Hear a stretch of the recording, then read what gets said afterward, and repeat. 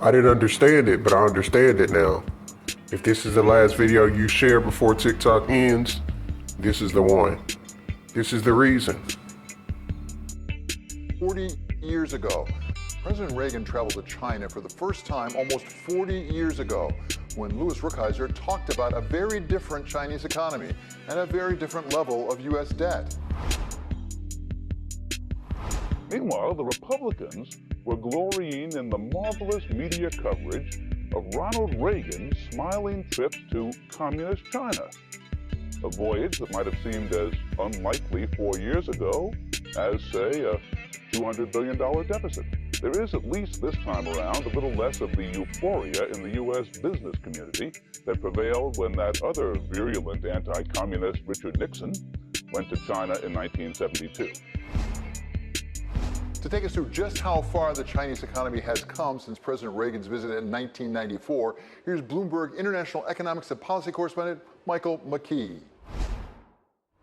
As an old movie actor, Ronald Reagan knew that in politics, as in show business, timing is everything.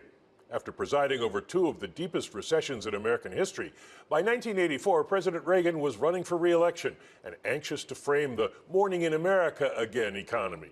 He found a willing partner in China's Deng Xiaoping. Deng, presiding over an economy devastated by the Cultural Revolution, was opening up the country to foreign investment and trade, music to Reagan's ears.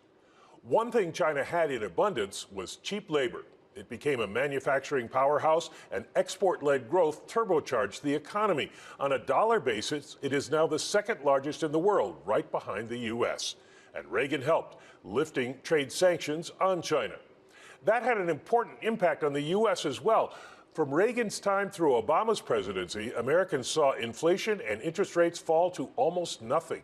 They also saw millions of factory jobs disappear and a hollowing out of American manufacturing.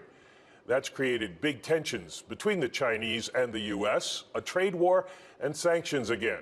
China has also run into the law of big numbers. It cannot continue to keep growing at the same pace. Indeed, exports jumped post-pandemic but are now falling off.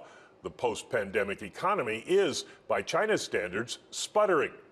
And with it, the U.S.-China relationship. Janet Yellen isn't likely to get the same reception Reagan found almost 40 years ago.